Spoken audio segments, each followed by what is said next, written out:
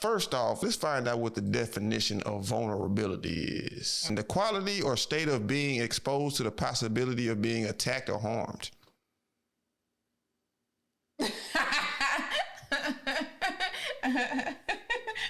I don't understand these damn definitions. Vulnerability refers to the quality or state of being exposed to the possibility of being attacked or harmed, either physically or emotionally. Okay. So being vulnerable can only be if you're attacked or harmed? That's interesting.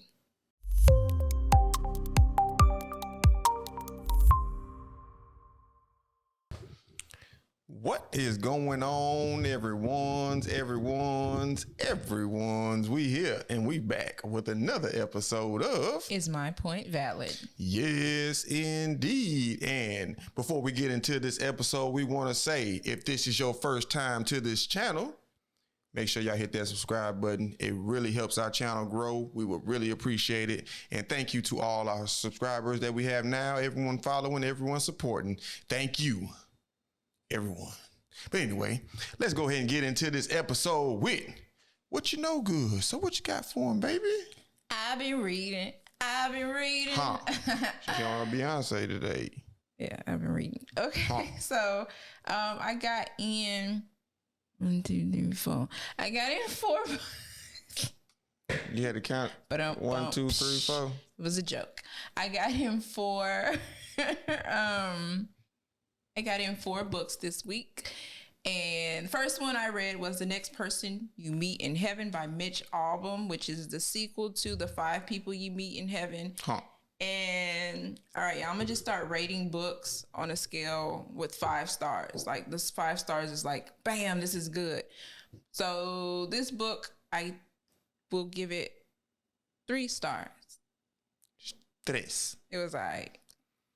All right, so the next book I read was Passing by Nella Larsen. I'm gonna give it 2 stars. I ain't like this book. Huh. They were passing. If you're a black person and you can pass to be a white person, that's what they were doing. That's what it was about? Yeah. White people black people passing as white people. It was about a woman who was passing. She married a white man. The white man did not like black people at all. And here's the thing that irked me, which was like, ugh. His nickname for her was Nig. Wow. But he didn't know that she was a black woman. And so he said, because when he first met her, she was as white as a lily. But as the years progressed, she got darker. She was getting a little darker. So that's why he called her Nig? Yes. That's why he called her Nig. So that bothered me. Then the other part that bothered me was, so it was 2 of them. So it was, what's her name? I can't remember her name. Carol Baskin? What's her name? Carol? I'm just playing. Carol Baskin is the one. I know from Tiger King. I remember the other lady's name was Irene, but how they were old friends when they were growing up, but Irene was passing as well. Irene. So I ain't like the book. I ain't like it. That's 2 stars. I gave it 2 stars. Okay. The next book I read was I didn't read it. I listened. This was an audio book.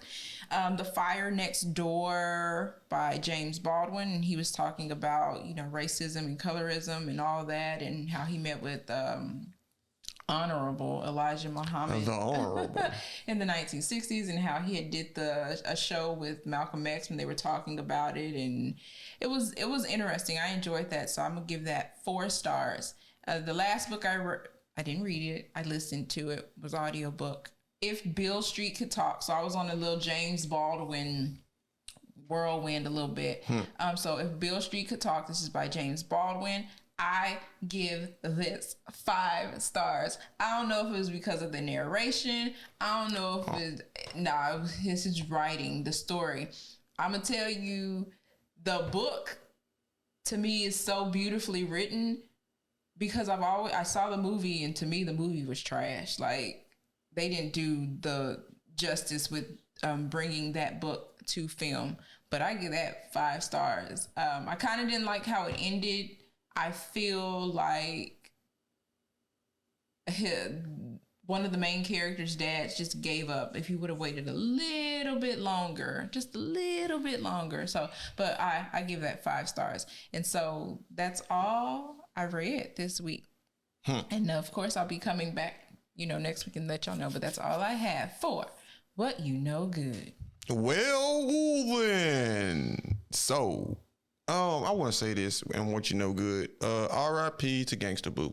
Oh, yes. Yeah, she recently passed. I don't know what she passed from, but R.I.P. to her. I was a 3-6 Mafia fan back in the day, you feel me? You know what I'm saying? We was in the club, you know what I'm saying? To the club. One of the drummers from Earth, Wind, and Fire passed away. And one of the sisters, was it one of the Pointer Sisters? The who sisters? The Pointer Sisters. I don't even know who the Pointers are. If you heard the song, you would know who it is. R.I.P. to all the people who recently passed. It came up on my phone. Wow. Anyway, moving right on along, we're gonna go ahead and jump into this topic for today, which is going to be vulnerability within marriage. Yes, indeed. And I think vulnerability is very important because you have to open up to your partner. You have to let your partner know what's going on the inside so they can fully understand what's going on with you as a person. Really? Because I would be feeling like I'm not a vulnerable person. Well, first off, let's find out what the definition of vulnerability is. Oh, you gotta look it up. Yeah, the actual definition: the quality or state of being exposed to the possibility of being attacked or harmed.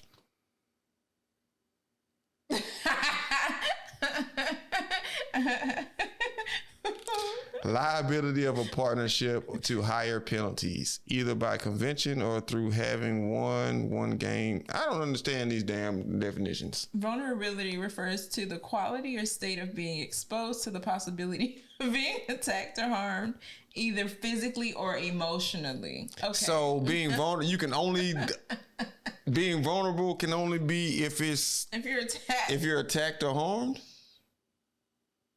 That's interesting. That is crazy.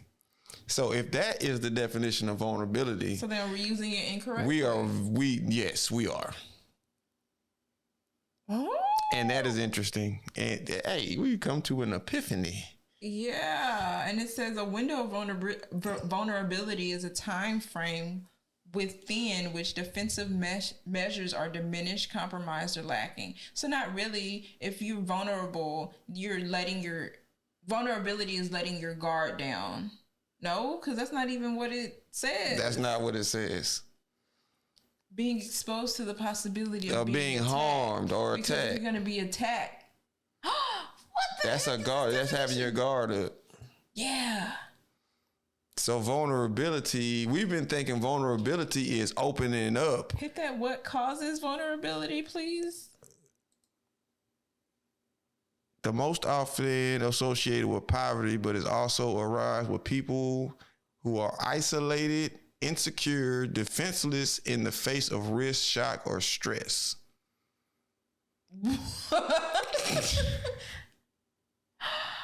Oh my gosh. All right, so this episode just took a turn. The whole time we're thinking vulnerability is opening up and exposing your feelings. Click on that 4 types of vulnerability.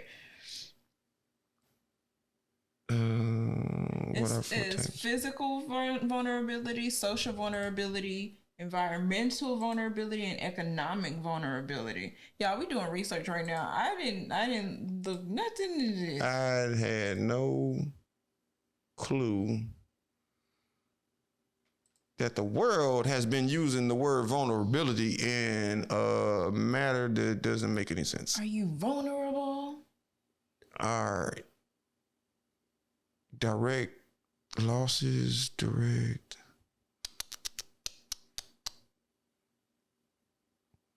Susceptible to physical or emotional attack or harm. That's the only definition. We were in a vulnerable position because you have your because you have your guard down. You're so trusting, right? That you're subject to being attacked. Right. So that's not it. That's not even. No, it's not, because your partner shouldn't be attacking you or trying to harm you. Right. So there shouldn't be any vulnerability within marriage. No, it should only be love. And not in the sense of what movies portray, but the love of action. Yeah. Yeah. Lord have mercy. I feel like this episode is I don't know. I don't know how I feel about this. Like I said, we went into this thinking we didn't prior to starting the episode, we didn't look up the word vulnerability. If we would have, then we probably wouldn't be so shocked. Exactly. So you're getting a real life reaction. This is real time. Wow. We had no clue that the definition of vulnerability is completely contradictory to a marriage and a union, because your partner should not be in that relationship to harm or hurt you or any of those things. Right. It should only be love, understanding, and a positive direction. Sure, we might have to look up what understanding means. It might Lord be have a mercy. different definition as well. So it's not vulnerability within a marriage. It's about just, I guess, being yourself. Are you able to be yourself within your marriage? Are you standing in your truth? Are you able to show emotion? Are you able to show feeling? Because I think emotion and feelings are two different things. So are you able to show that? Are you able to articulate your feelings? Let your guard down. Yeah. You shouldn't have to have your guard. If you're going into a marriage with your guard up, then you don't trust that person.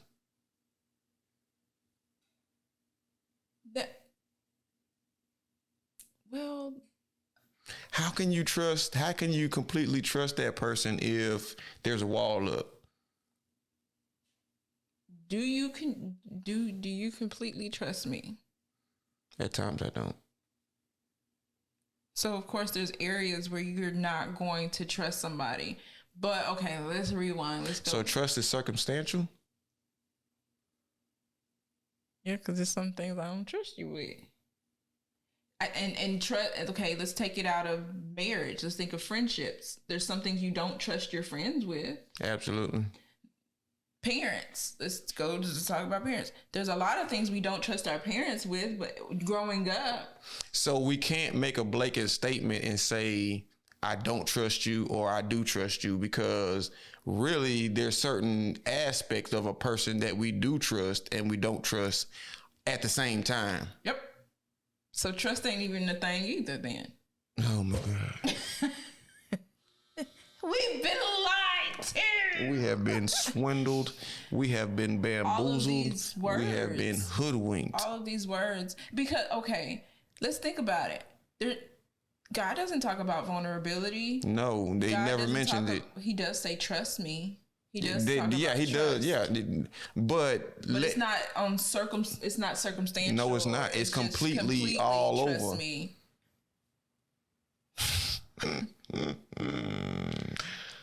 Oh man. Are we making valid points? Because I really think we are. I feel like we've been duped into believing things that don't make sense, and because we're not doing the actual research, and you can see like in real time, like I had no idea, and that's the case with most things. We just take what we're hearing and we just run with it. And we apply it to life. Even if it doesn't make sense, because someone of influence says it, we just run with it. the whole time we thinking vulnerability in marriage. You have to be vulnerable because I thought you have to be vulnerable in marriage, but you shouldn't have to be. Well, you can be vulnerable. You're going to get attacked. I'm trying to tell you, I'm opening myself up for attack. You're going to be harmed. Oh my gosh. That is wild. Wow. Very. So I guess we go back to what word do we use or how is a marriage like what? I don't know now. I think you just have to articulate your feelings. You have to be you and you have to be open. Honest. That's the word. Honest. Be honest. Okay. You're gonna have to look up honest too. I ain't looking up honest. Let's leave that right where it is. Okay, so honest. Are people being honest in a relationship? Because sometimes we're not honest with ourselves. So if we're not honest with ourselves, how are we honest within our marriage to how am I honest with you? But you know I'm an honest person. I think you have to grow to be honest. Honest. My sister said I was very critical. Hey, sometimes you gotta be critical. She didn't call me a critical person. She just said I was critical. And then I thought about it. And you are. And I am. So she wasn't lying. She was not lying.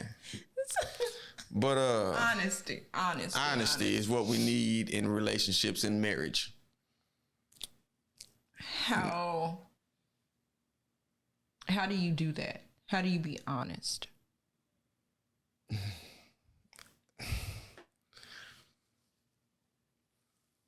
Knowing what makes you click, because I feel like a lot of people don't even know what makes them happy per se. Mm-hmm. So, or sad. A lot of people just don't know their emotions. So you have to know who you are in order to be honest with that next person, because how can you tell somebody about something that you don't even know yourself? Well, we don't even know ourselves. Like we don't even know ourselves, and then we don't know ourselves, and then women, I'm gonna just say women because I'm a woman, so I'm speaking. We be like, but I need you to understand, this is how I feel. And I don't think a lot of men base it on feeling. I think men look at reality. Absolutely. This is what it is, because I used to be that person. You don't know how I feel. You made me feel this way. Men don't really move off feelings. Right. More logic. Logically. How is this okay? How is this going to benefit? Absolutely. Right. Whether it's financial, mental, how is this beneficial to the relationship? How is this beneficial to me? Mm-hmm. Is how men think. We don't think, oh, how is this going to make me feel? I'm gonna feel like, no, we don't operate like that. Yeah. Yeah. So that's what I think. Like, and that that's honest. Like, that's being honest. So you can't even say it's about trust. I feel like within a marriage, you have to be. Okay, you have to be honest. Like, you have to tell the truth. If something is not right, then make sure that it's not about feeling. Because like I said, I've come a long way from, it's not about how I feel. Mm-hmm. It's about how is what you're doing going to impact the family. What am I doing that's impacting the family? Okay, I need to have this discussion with you, and I need you to understand where I'm coming from. Not on no feelings, not on no my emotions because you made me feel, or it's none of that. It is, either your, what's the word I'm looking for? Whatever you do, it could mess up what we have, right? Not talking about him but both, right? Mm-hmm. So all for one and one for all, like the Three Musketeers. And it was 4 of them. Okay. D'Artagnan. So yeah, that's interesting. I don't even know Where'd it go? We figured out that real quick, a lot of stuff that we know to be true, it ain't even true. A lot of stuff is just repeated so many times that people just go with it. So the lesson here is... Stop going. Ooh, the lesson is be like a salmon and go upstream. For the people that went over your head, stand out. Be different. Within your marriage. God doesn't want us to be like everybody else. No. We need trendsetters and not trend sweaters. So, yeah. I think that is going to wrap up that there. Because that was different. That was a Fanny Dooley. A Fanny Dooley. Well, it's a contradiction because I sure did think that vulnerability meant, okay, I let my guard down, I let you in, yeah. We're going to do this, yeah. And I put this wall back up, or, yeah. Or anything like that. We have to talk about it, but that ain't what it is. I don't know. We might get back to this on another episode, but until then, we're going to go ahead and move on along with On This Day in Black History. So, today is June the 4th. It's June? January. I'm tripping. we skipped Goodness gracious, I skipped 6 months.